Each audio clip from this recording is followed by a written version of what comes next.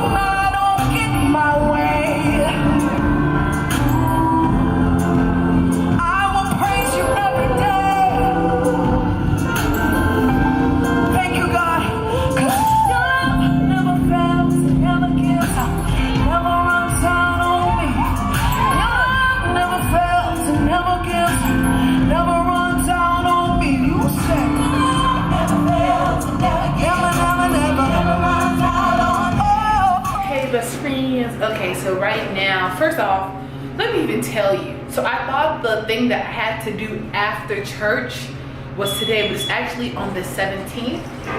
That means that I went to an earlier service when I could have got a little bit of extra sleeping time, but you know, whatever. But I just felt that my outfit was so cute, so I had to stop at my friend's house so she could take a picture. Can y'all believe me? Let me see, let me face it.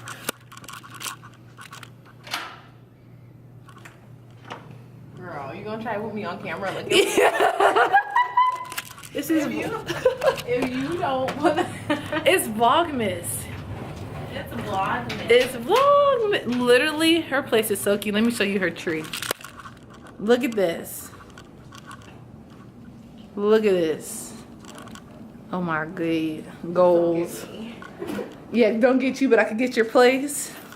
Girl, my face don't look a mess like I do. Boom. You're always beautiful, Kira. But yeah, this is my outfit. Cute.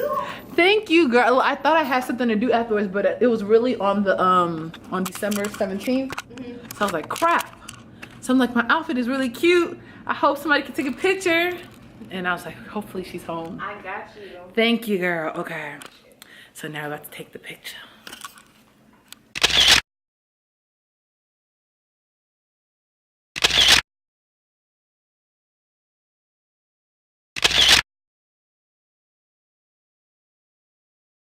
Hey best friends. Okay, so first let me start off by saying that I am so happy that I visited Kiera. Like, y'all, I love that girl. Like, we have been friends since freshman year of college, and I just love being around good spirits. Oh, wow. Y'all, it's okay. So you hear my phone going off. Oh my God. It's like, I'd be wanting to talk to y'all, but it's like, I feel like you guys are like, oh my God, she's probably talking to me, but I for real be having stuff to say. Okay. Let me just, with Kier, I just want to say I love being around people that, you know, holds that innocence when you were like young, like, so friends that you can still be friends with when you get older. And there's something so unique and special about that friendship, because it's like y'all been friends at an early state when you guys didn't really know who you guys were. So there's something so authentic about that relationship. Just want to say I love her. And my phone is buzzing off because I was on Facebook and I just been seeing one too many posts about suicide and how people are dealing with these things and struggling with these things.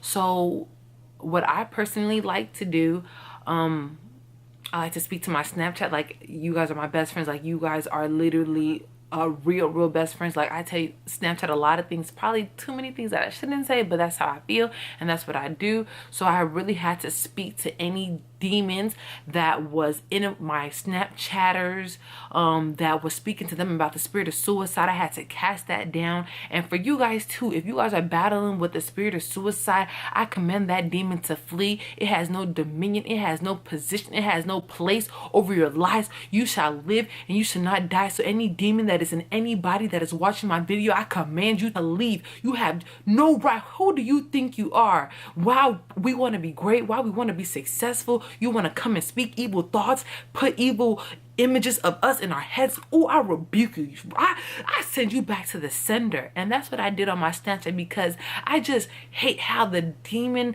devil, whatever it is, just tries to just destroy everything that God has put. But no, God will get his glory. God will get all the good stuff that he put into us out. For example, like, he puts all this, like, you know, good stuff and talents and gift in us, not for our own purposes, but so we can bless the world, so that we can be light unto the world, so God will get his glory. And I had to speak to them about that on Snapchat. I know people are hitting me up like, oh my God, all that. So, but if you guys want to see, you guys probably still have time, because it is 7:46, so you know, 24/7. So definitely go to my Snapchat, and I'm probably gonna save it and post it because it was so good, y'all.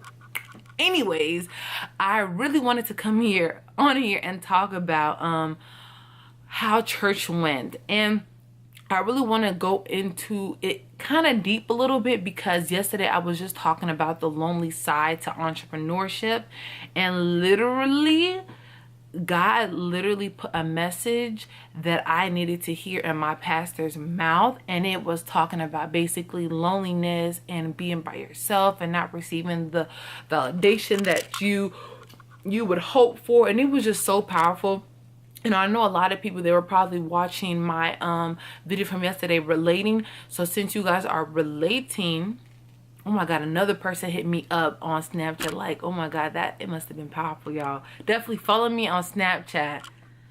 Anyways, so I just want to talk to you guys about what happened at church. So please, you guys, listen. Please, this is so important. Oh my God, somebody else is watching. Okay. Basically the message for today was called The Silent One. Basically everybody knows about like Elizabeth, but nobody really talks about her husband. And basically just some background about Elizabeth and her husband is that they both came from a priestly background, meaning that they were equally yoked. So they both believed in God. They were both righteous. They were both obedient. And they were both childless. So Zechariah, which is her husband, never had any children with anybody else, as well as Elizabeth. So basically another thing is that they're really old. They're really old or whatever. So yeah, I think Zechariah was a priest, and he was, you know, praising God. I forgot, I don't want to say temple, but he was praising God in a sacred place where he encountered Angel Gabriel. Now Angel Gabriel basically gave him basically told him that you're going to have a child. You're going to birth, you know, this important person, and you should name him John. And then Zechariah started speaking to the angel about the reality, saying how is that possible when me and my wife are both old? It's a long time. Just speaking at it from a reality and a negative perspective. And it's crazy, and that relates to our life of today, because God puts these heart desires in our heart, and he wants us to act on it. But we're always talking about, I'm too young, I'm too old, I don't have enough resources, I'm poor, I can't do this. So it's like you're not even trying to attempt to do what God is telling to you to do, because you're too scared. You're looking at the reality, forgetting who God is and that God is going to make a way. He just needs you to take that first step.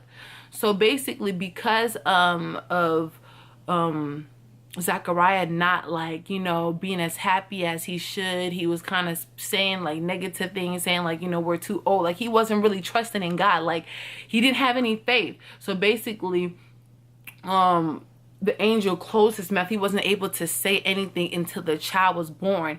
And like I said, this theme is called the silent one. And this is important because it's like when we're in the stage of, conception, meaning that like God gave us this dream and we're trying to build it. And it's like nobody's giving us the validation. Nobody is saying what we want to hear, because we feel like we're doing good things. And sometimes they don't need to say, because the things that are going to come out of their mouth is going to discourage us, or is going to put fear or doubt in our mind. So basically, the people that you want to get validation from, no, they're not going to give you validation. You know why? Because God is going to get the validation, because God is going to give you validation. And then when it comes to pass, you're going to say nobody did it but God. You're not going to say, oh, my A, B, C, D friend did it. No, they didn't do it. God did it.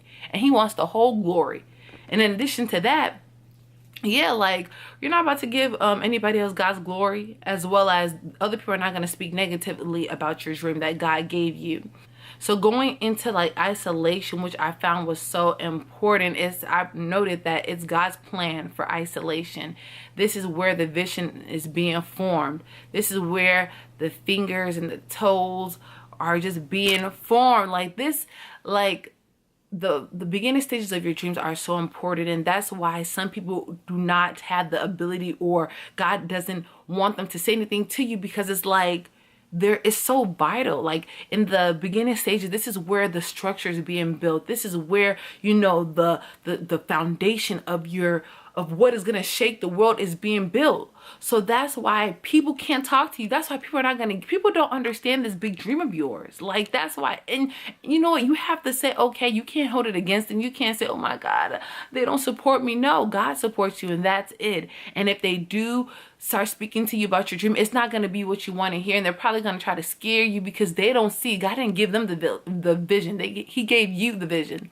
So it was just so, it hit my heart, because it's like, when I was saying, oh, the lonely side of entrepreneurship, like the isolation, but it's like, you need that, because what you're building is so important. It's going to be so culture shifting that God needs you all to himself.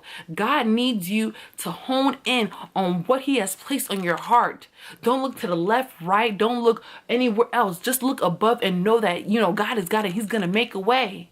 And that's why he's having us to be by ourselves in isolation. So we should praise him for the isolation, because we're in the process of, building our dreams. We're in the process of molding it to the way that is going to, benefit the world.